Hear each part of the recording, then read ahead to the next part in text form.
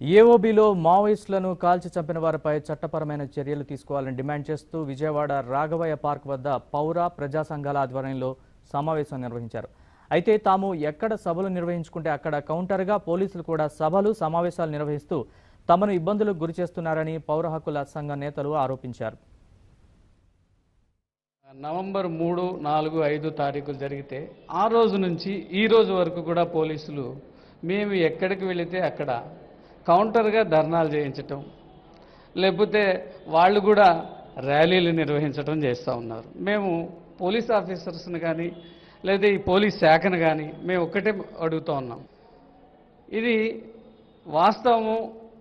వాస్తవమైన ఎన్కౌంటరు అని కానీ మీరు భావించినట్లయితే మీరు ఎందుకు విచారణకు సిద్ధపడలేదు? ఈ ఏఓబీ ఎన్కౌంటర్లో పాల్గొన్నటువంటి పోలీసులపైన 302 సెక్షన్స్ కింద కేసులు నమోదు చేయాలి. ఈ మొత్తం ఎపిసోడ్ పైన సుప్రీంకోర్టు జడ్జి చేత న్యాయ విచారణ జరిపిస్తే మరిన్ని విషయాలు వెలుగులోకి వచ్చేటటువంటి అవకాశం ఉందని పౌర హక్కుల సంఘంగా మేము డిమాండ్ చేస్తున్నాం.